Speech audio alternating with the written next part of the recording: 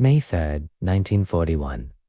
Bootle, on the northern edge of Liverpool. The city is blacked out so completely that even the river seems to disappear in the faintest glow from the docks. Far off, leaking through smoke like a dying ember. Inside the maternity infirmary, the air is warm and thin with antiseptic, carbolic. Soap, damp wool from coats hung in a corridor that is never quiet anymore. A wall clock ticks too loudly, as if time itself is nervous. A nurse stands at a sink and scrubs her hands until the skin looks pale, almost translucent beneath the harsh light. Her sleeves are rolled precisely. Her hair is pinned so tightly it pulls at the scalp. Not vanity, the kind that keeps you useful when everything else becomes noise. Somewhere in the distance, the sirens start. Not one siren, many, layered, staggered. A rising chord across Merseyside that says what everyone already knows. The port is a target because the port is a lifeline. Fuel, food, materials, repairs, the invisible mathematics of a war that runs on ships and schedules. Liverpool's docks matter to the Battle of the Atlantic, and that makes the streets around them a map for enemy bombers.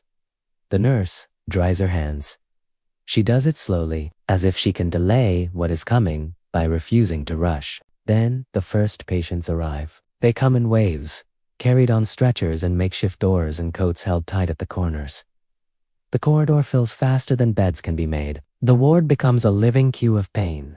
Soot-streaked faces, hands trembling from shock, eyes too wide because the body has realized something the mind refuses to accept. Outside, engines pass overhead low. Heavy, unheard, and then the first thuds begin.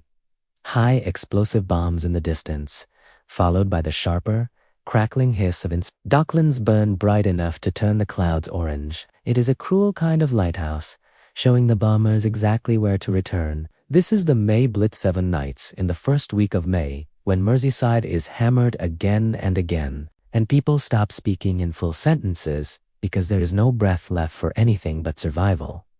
Bootle is hit hard. The big docks are here, and the raids concentrate on them, night after night, as officials scramble to keep information moving when phones fail and buildings become unsafe. But the nurse is not thinking about reports or committees or tonnage. She is thinking about the color of lips, the warmth of skin, the pressure beneath her fingers when she finds a pulse. A boy comes in with a scalp wound that looks small until you see the amount of blood on the stretcher. A dock worker arrives coughing up black grit from lungs that breathed too close to a burning warehouse. A woman clutches her abdomen and tries to apologize for bleeding on the sheet, as if politeness can keep the world intact. The nurse moves through them without ceremony. She doesn't narrate her courage. She doesn't have time. Somewhere on a notice board, there are procedures written in neat, official language. What to do if the building is compromised? What to do if the roof cracks? What to do if fire reaches the stairwell? Rules meant to create order out of panic. The problem is that rules assume you can leave. The wounded can't. The nurse glances once toward the windows. Blackout curtains are pinned tight, but the fabric shivers with each distant detonation. Dust trembles down from the ceiling in soft, steady sifts, as if the building is quietly shedding its own skin. Another wave of ambulances arrive. Civilian crews, auxiliary drivers, volunteers who learn to keep their hands steady under conditions no training manual can describe. In Liverpool's ambulance service, many of the drivers now are civilians and volunteers, boosted by women who take the wheel because someone has to. They look like ghosts in the corridor light, pale faces, smudged uniforms, eyes that have seen too much before midnight. The nurse catches a fragment of news as it passes Bootle's streets, choking with debris. People trying to get out for just one night of sleep, transport collapsing under the weight of fear and exhaustion. She doesn't respond. Not because she doesn't care, because caring is a luxury. You can't absorb the whole city's grief and still thread a needle. In the maternity wing, a woman is in labor. She grips the sheet and stares at the ceiling, and each time the siren dips and rises again, her face changes not from pain, but from calculation. How long until the next bomb? How long until the next breath becomes smoke? The nurse places a hand on the woman's wrist firm, reassuring, wordless. She counts the pulse in her head and makes a decision that feels small, almost insulting in its normality. Keep going. That is the paradox of a hospital in a bombing raid. Birth and death occupy adjacent rooms. A new life arrives, while the roof listens for impact. A place built to protect the vulnerable becomes, suddenly, a target by proximity, because nothing in a city at war is truly safe. And then closer now the bombs start walking toward them. You can tell when an explosion is distant, because the building responds like an echo. When it is near, the building flinches like a living thing. A blast lands somewhere within blocks. The floor jolts. A cabinet door snaps open. Glass rattles in its frame. The nurse feels, briefly, the childish urge to crouch, to cover her head, to become small. Instead, she reaches out and steadies a tray of instruments that tries to slide. Another blast. Closer. A short, unnatural silence follows one of those gaps where the world seems to inhale. In the corridor, someone whispers a prayer. Someone else laughs once, sharply, then stops. In the operating theater, a team works on a patient pulled from Rubilon, ordinary man with an ordinary body that has been opened by extraordinary violence. The nurse stands near the edge of the light, passing what is needed, watching the surgeon's hands. The room smells of ether and sweat. The walls feel thin. Outside, the Luftwaffe's presence is a pressure on the night bombers coming over, because the docks show them where the city is bleeding. Then the strike happens. Not a near miss. A direct hit. The sound is not just loud, it is total. A white shove of force that turns air into a weapon. For a fraction of a second, every object forgets gravity. Dust becomes a storm. Lights snap out. The world becomes the color of plaster. Somewhere in the building, the maternity unit takes the kind of blow that erases rooms. On this night, May 3rd, 1941, Mill Road Maternity Infirmary is hit directly, killing mothers and newborns and taking medics and nurses alongside them. Ambulance drivers, men who ran toward the raids, are killed too, and in one of those cruel twists history rarely pauses to explain. Accounts describe a man on the operating table who survives while the staff around him do not. The nurse is thrown against a wall. Her cheek hits something hard, metal, maybe, or the edge of a trolley. She tastes blood and chalked up. The air fills with the sound of falling bricks, glass, ceiling, plaster, the steady collapse of assumptions. In the dark, someone is calling a name. The nurse pushes herself upright. Her hands search for the familiar shapes. A torch, a railing, the edge of a doorframe. The corridor is no longer a corridor. It is a trench of smoke and splintered wood. The hospital's clean geometry has been rearranged into rubble. A safe building has been found, and now the war is inside it. Somewhere beyond the dust, there is a sound so small it could be imagined. Thin, reedy cry, like a baby fighting the weight of silence. The nurse freezes, not from fear, but from attention. She turns her head, listening the way people listen for a loved one in a crowd.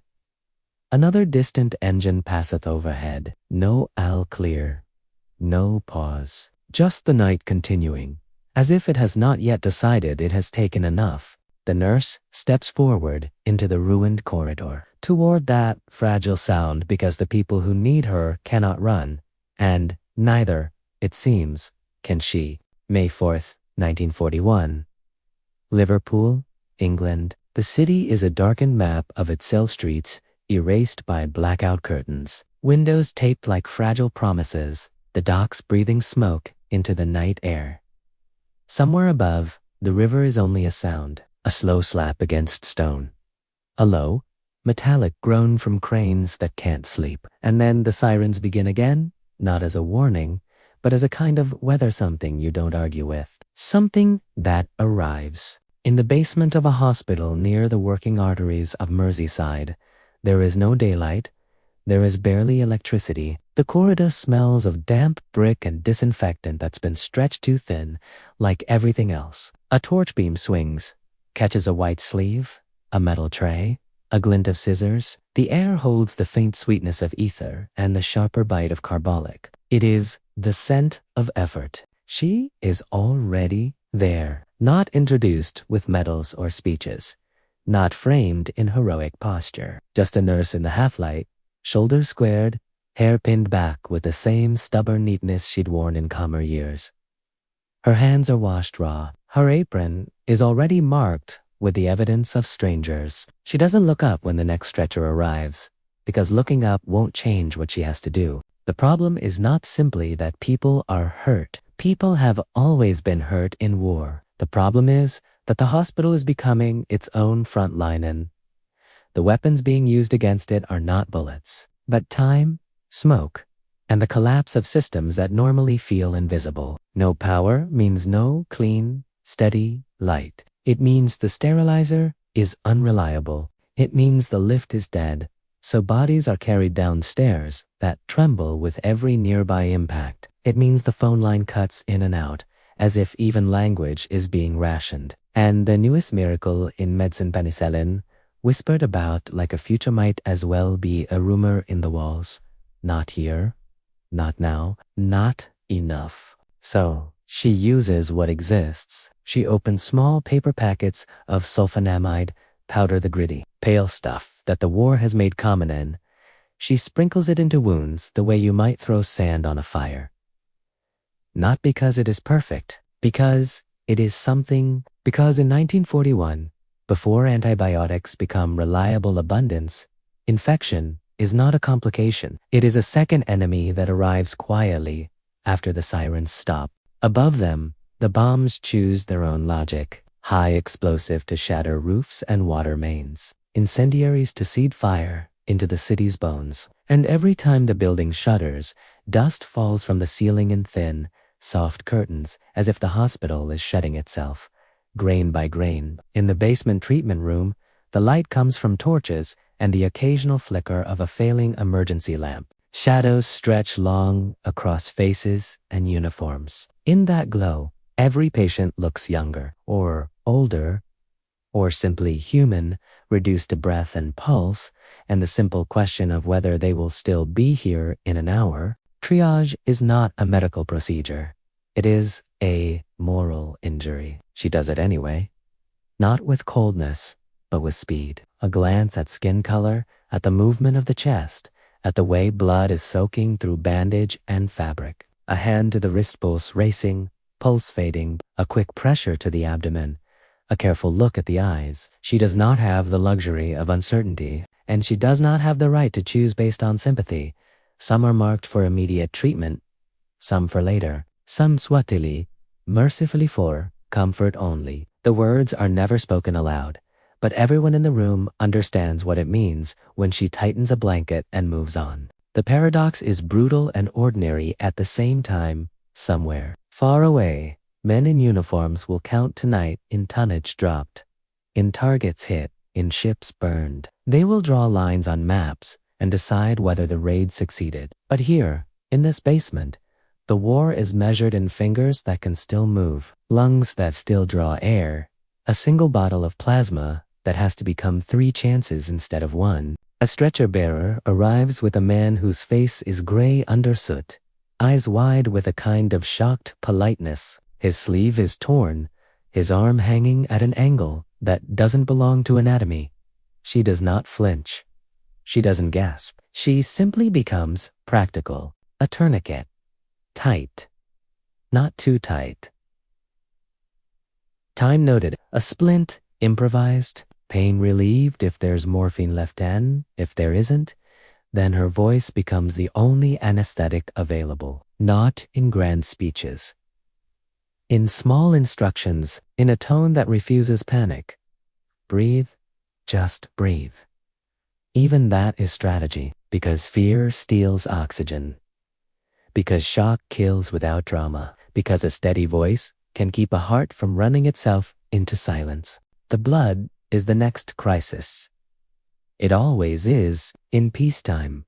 Blood is a concept. In war, it becomes a schedule, a chain of hands, a fragile glass bottle carried through blackout streets. Britain has built an emergency transfusion system for nights like this: donors typed, supplies stored, dispatchers keeping lists and routes, like a kind of medical intelligence. But systems do not float above reality. They rely on roads that can be blocked by rubble, on vehicles that can be destroyed, on couriers who might not come back. She sends messages.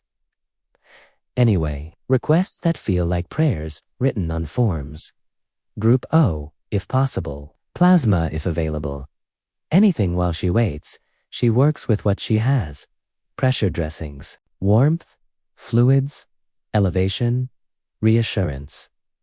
She watches for the dangerous sign: skin going cold, lips turning blue, a pulse slipping away from her fingertips like a thread. And always, the basement fills again. A woman arrives with hair singed and eyes fierce, insisting she doesn't need help until the nurse sees the tremor in her hands. A boy arrives with a cut that looks small until the bandage is removed and the blood doesn't stop. An older man arrives with no visible wound at all, only a stare that suggests he has watched his entire street disappear in one sound. War doesn't only break it breaks sequence. It breaks the idea that life is supposed to proceed in order. Somewhere above, the wardens shout. The fire brigades fight water that won't come because mains have been hit. The dockside burns with the stubbornness of oil and timber. Liverpool's lifeline is under attack, not only for the ships in harbor, but for what those ships represent: food, fuel, weapons, letters from home, the stubborn continuation of a nation that refuses to starve. In the basement, she hears none of the speeches. She hears the smaller sounds: a rattling breath, a whispered prayer, the scrape of boots on wet stone, the clink of instruments returned to a tray. Then the blood arrives. Not triumphantly, not with music, just a crate in the hands of a runner whose face is streaked with grime, who smells like smoke and cold air. The bottles are chilled, labeled precious. She takes them as if they are breakable time. Now comes the cruelest arithmetic. She doesn't waste it. She doesn't hoard it. She matches blood to need, watching the room like a conductor watching a collapsing orchestra, trying to keep the music alive long enough for morning to exist. For a moment, the ward steadies. A pulse strengthens. A mouth takes color. A hand unclenches. A breath becomes less of a fight. The torchlight feels, briefly, like it might be enough. And then, faint at first almost, imagined another sound threads through the ceiling. Engines, not the close, ripping scream of impact. The earlier, distant hum. The returning wave, the part of the night that reminds you this isn't one disaster. It's a sequence. It's a plan. The nurse pauses only for a second, a single beat where her eyes close, as if she is listening not just to the sky but to the weight of what the sky has decided. Then she opens them again.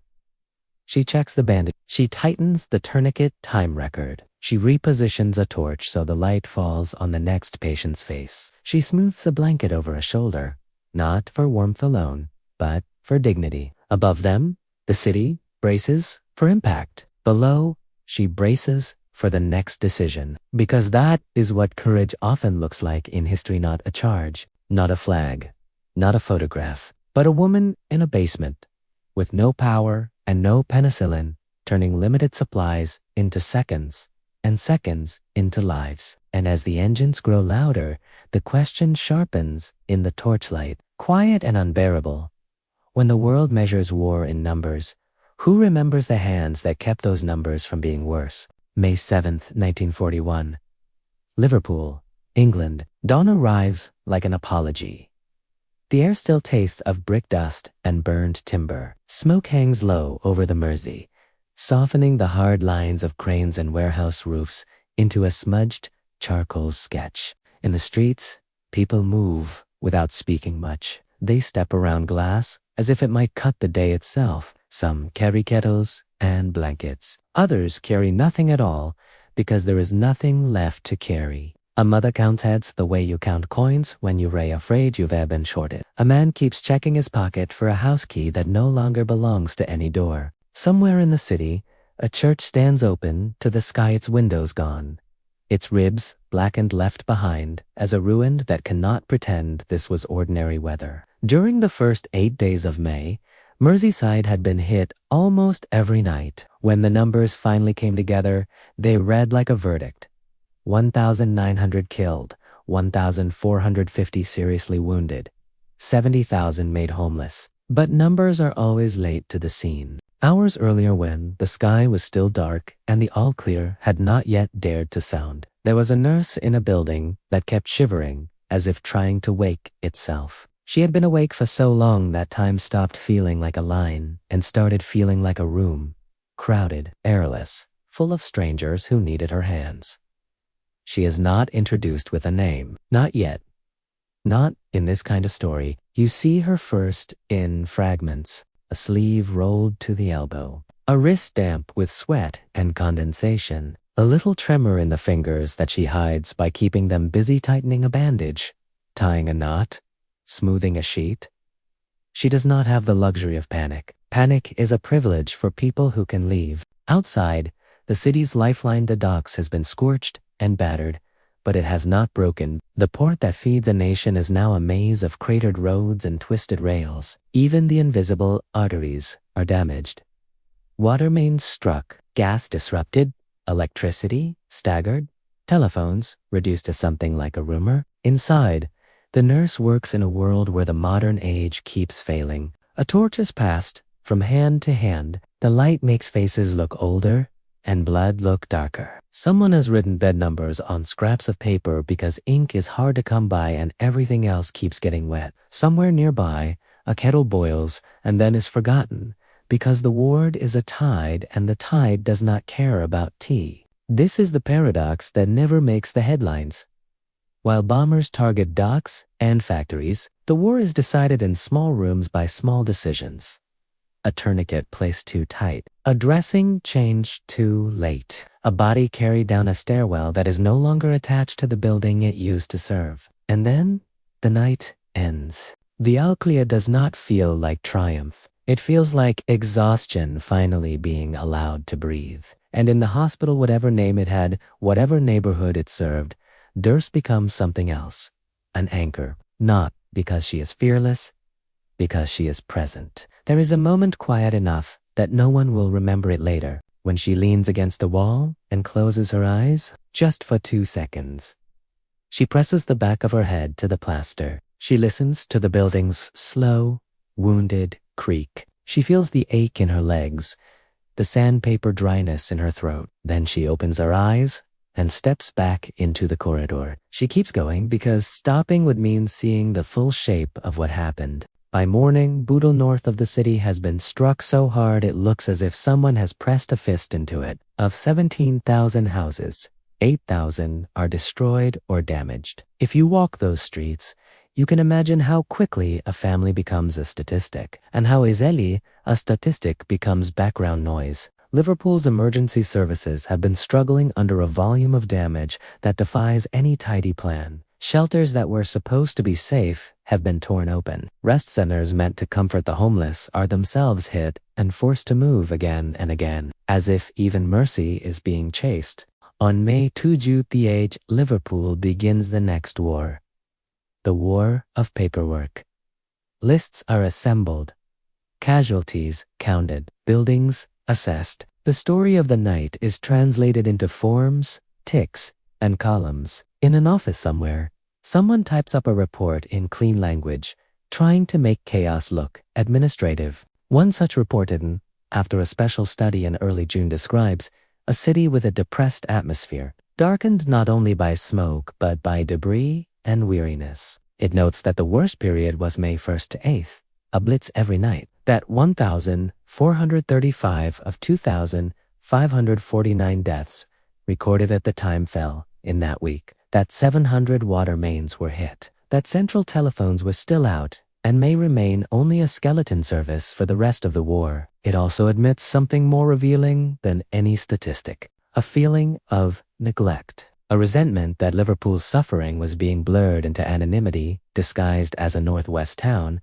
while London's raids were detailed. The suppression of casualty figures and the extent of damage was felt like another wound this one inflicted by silence. And this is where names start to disappear. Because a nurse's work does not fit neatly into the categories that history likes to reward. It is not a single act you can photograph. It is not a single decision you can pin to a map.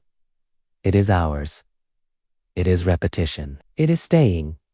In the forms, bravery becomes a checkbox. Civilian, female, nurse, on duty.